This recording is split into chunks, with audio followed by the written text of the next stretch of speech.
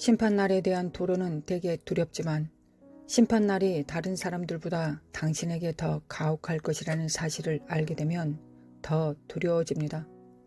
그것은 사실입니다. 이 영상은 결코 우리에게 두려움을 심어주는 것이 아니라 주님 오심을 위해 우리를 더 준비시키는 것입니다. 많이 받은 자에게는 많이 요구할 것이기 때문입니다. 누가복음 12장을 보십시오. 예수님께서 자신이 다시 오실 때 어떤 일이 일어날지 사람들에게 비유로 말씀하십니다.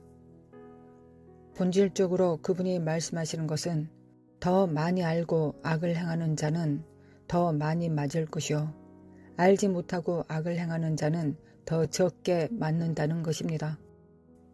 심판은 알지 못하는 자보다 아는 자에게 더 가혹할 것이기 때문입니다. 누가복음 12장 35절에서 48절입니다. 허리에 띠를 띠고 등불을 켜고 서 있으라. 너희는 마치 그 주인이 혼인집에서 돌아와 문을 두드리며 곧 열어주려고 기다리는 사람과 같이 되라. 주인이 와서 깨어있는 것을 보면 그 종들은 복이 있으리로다.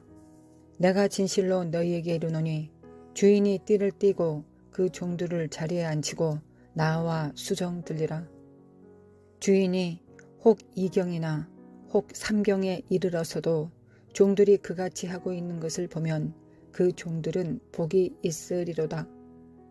너희도 아는 바니 집 주인이 만일 도둑이 어느 때 이룰 줄 알았더라면 그 집을 뚫지 못하게 하였으리라. 그러므로 너희도 준비하고 있으라. 생각하지 않는 때에 인자가 오리라 하시니라. 베드로가 여짜오되 주께서 이 비유를 우리에게 하심이니까 모든 사람에게 하심이니까? 주께서 이르시되 지혜 있고 진실한 청지기가 되어 주인에게 그 집 종들을 맡아 때를 따라 양식을 나눠줄 자가 누구냐? 주인이 이를 때 그 종이 그렇게 하는 것을 보면 그 종은 복이 있으리로다. 내가 참으로 너희에게 이르노니 주인이 그 모든 소유를 그에게 맡기리라. 만일 그 종이 마음에 생각하기를 주인이 더디 오리라 하여 남녀 종들을 때리며 먹고 마시고 취하게 되면 생각하지 않는 날 알지 못하는 시각에 그 종의 주인이 이르러 엄히 때리고 신실하지 아니한 자의 받는 벌에 처하리니 주인의 뜻을 알고도 준비하지 아니하고 그 뜻대로 행하지 아니한 종은 많이 맞을 것이요, 알지 못하고 맞을 일을 행한 종은 적게 맞으리라. 무릇 많이 받는 자에게는 많이 요구할 것이요, 많이 맡은 자에게는 많이 달라 할 것이니라. 여기에 제가 집중하기를 원하는 성경 구절이 있습니다. 주인의 뜻을 알고도 준비하지 아니하고 그 뜻대로 행하지 아니한 종은 많이 맞을 것이요, 알지 못하고 맞는 일을 행한 종은 적게 맞으리라. 무릇 많이 받은 자에게는 많이 요구할 것이요, 많이 맡은 자에게는 많이 달라 할 것이니라. 우리가 살고 있는 세대에서 우리는 많이 받았습니다. 우리는 유튜브를 통해 많은 말씀을 들을 수 있습니다. 검색창에 한 구절을 입력하면 수천 시간의 영상을 보게 될 것입니다. 전반적으로 현재 하나님의 말씀에 대한 일반적인 지식은 인류 역사상 다른 어떤 시점보다 높습니다. 이것을 동의하십니까? 많이 받은 자는 많이 요구할 것입니다. 하나님의 말씀에 대한 우리의 지식은 사도들을 능가합니다. 그들은 단지 성경의 일부만 썼을 뿐이지만 우리는 하나님의 완전한 말씀에 접근할 수 있습니다. 그들은 하나님의 완전한 말씀에 접근할 수 없었습니다. 그래서 여러분에 대한 이 심판이 다른 사람들보다 훨씬 더 가혹할 것입니다. 이제 개인적으로 저에게 경각심을 불러일으키는 생각이 무엇인지 아십니까?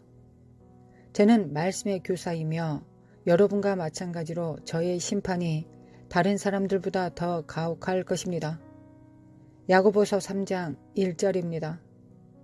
내 형제들아, 너희는 선생된 우리가 더 큰 심판을 받을 줄 알고 선생이 많이 되지 말라. 아시다시피 가르치는 우리는 더 엄하게 심판받을 것이기 때문입니다.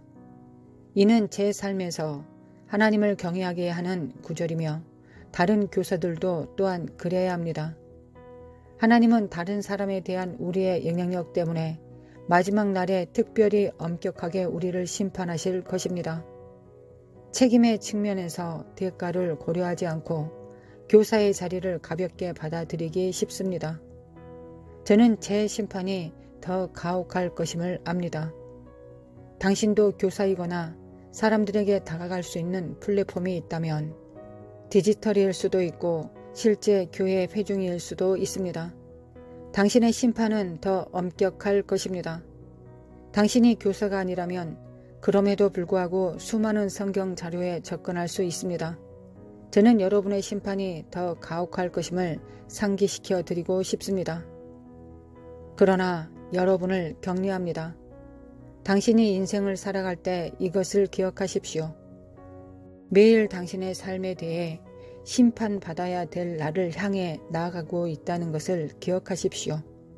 당신이 거룩한 삶을 살도록 격려하고 싶습니다. 이 설교는 저를 위한 것만큼이나 당신을 위한 것이기도 합니다. 이 설교는 많이 받았으므로 많이 요구되는 이 세대를 위한 것입니다. 거룩한 삶을 사십시오. 의로운 삶을 사십시오. 순결한 삶을 사십시오. 예수님께서 마태복음 5장 19절에서 20절에 말씀하셨습니다.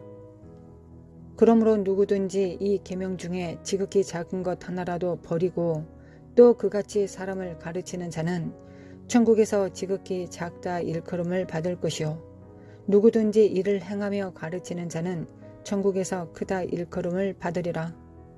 내가 너희에게 이르노니 너희 의가 서기관과 바리새인보다 더 낫지 못하면 결코 천국에 들어가지 못하리라. 바리새인은 율법을 지키는 자들이며 말하자면 잘 지키는 자이었습니다. 그러나 예수님은 우리의 의가 바리새인의 의보다 더 크지 않으면 천국에 들어갈 수 없다고 매우 분명하게 말씀하셨습니다. 이유는 율법의 의는 의의 최고의 형태가 아니기 때문입니다.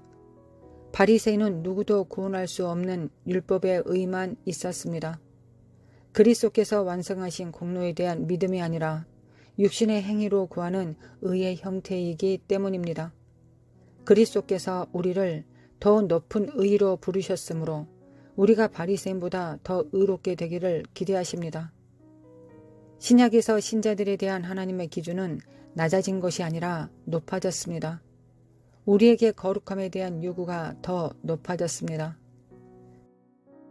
저는 거짓 교리를 믿고 하나님의 은혜와 자비를 이용하여 죄를 짓는 사람들 때문에 마음이 아픕니다. 하나님의 은혜와 자비는 죄를 짓는 허가가 아닙니다. 야고보서 4장 17절은 이렇게 기록되어 있습니다. 그러므로 사람이 선을 행할 줄 알고도 행하지 아니하면 죄니라. 이제 우리는 깨달음을 얻었고 하나님께서 우리에게 요구하시는 것이 무엇인지 압니다. 그분이 우리에게 거룩함을 요구하신다는 것을 알고 있습니다. 우리가 받은 모든 성경의 가르침으로 우리의 삶에 대한 하나님의 명령을 알고 있습니다. 그러나 우리가 그것을 행하지 않으면 죄가 있는 것입니다. 선한 것이 무엇인지 알면서도 행하지 아니하는 자는 마지막 날에 더 가혹한 심판을 받게 될 것입니다. 신자는 선한 것을 알고 있습니다. 성경이 그것을 명백하게 말하기 때문입니다. 하나님의 말씀은 우리의 생활 방식, 생각, 말, 행동을 인도하도록 주어졌습니다. 그것은 우리를 향한 하나님의 마음을 반영합니다.